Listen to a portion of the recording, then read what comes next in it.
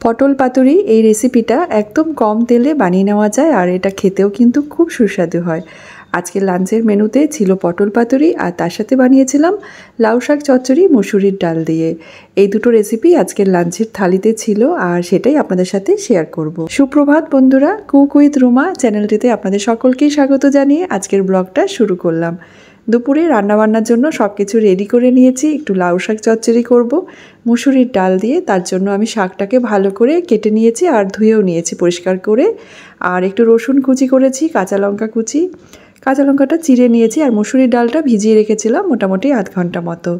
তো সবার আগে শাকটাকে আমি কুকারে দিয়ে দিচ্ছি। শাকটা একটু সেদ্ধ করে নেব। সেদ্ধ বলতে শাকটাতে কিন্তু আমি জল দেব না, সামান্য একটু নুন দিয়ে প্রেশার কুকারে ঢাকনাটা বন্ধ করে নিয়ে একটা সিটি দিয়ে আমি প্রেশার কুকারটা ওইভাবেই রেখে দেবো। তারপর ঠান্ডা হয়ে গেলে কুকারটা খুলে নেব, তাতে করে শাকটা একটু নরমও হয়ে যাবে আর রান্নাটাও একটু তাড়াতাড়ি হয়ে যাবে।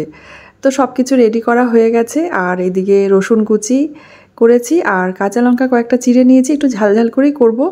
তো কড়াইতে প্রথমে আমি দিয়ে দিলাম সর্ষের তেল।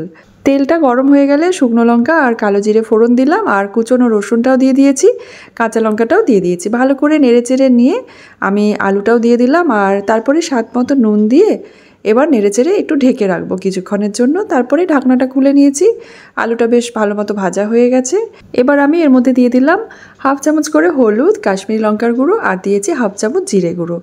গুঁড়ো মশলাটার উপরে একটু জল দিয়ে ভালো করে আলুটাকে ভেজে নিলাম মশলার সাথে।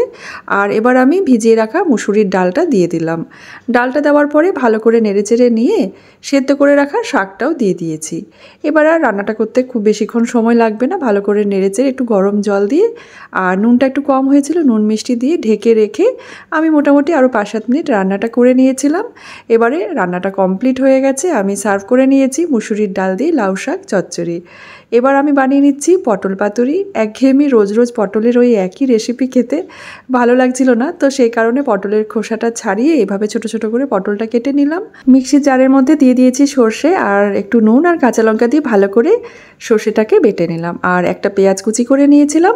এবার যে কড়াইটার মধ্যে আমি রান্নাটা করব আর কি, তার মধ্যে আমি দিয়ে দিলাম কেটে রাখা পটলগুলো আর সর্ষে বাটাটাও দিয়ে দিচ্ছি একই সাথে। আর এবার আমি এর মধ্যে পেঁয়াজ কুচিটাও দিয়ে দেবো আর মিক্সির বাটিটা ধুয়ে সামান্য একটু দিয়ে দিয়েছি জল আর দিয়েছি স্বাদ মতো নুন আর ওই 1 চামচ মতো দিয়ে দিলাম সর্ষের তেল আর সামান্য একটু হলুদও দিয়েছি। 1 চামচের থেকে একটু বেশিই দিয়েছি, মোটামুটি ছোটো চামচের 2 চামচ মতো আমি তেল দিয়েছি। হাত দিয়ে বেশ ভালো করে পটলটাকে মেখে নিয়ে আর গ্যাসের ফ্লেমটাকে অন করে দিয়েছি। লো ফ্লেমে এটাকে বসিয়ে রেখে রান্নাটা আমি করে নেব। মাঝে মাঝে একবার করে ঢাকনাটা খুলে একটু পটলটাকে নেড়েচেড়ে নিচ্ছিলাম, তাতে করে দেখে নিচ্ছিলাম যে পটলটা সেদ্ধ হয়েছে নাকি।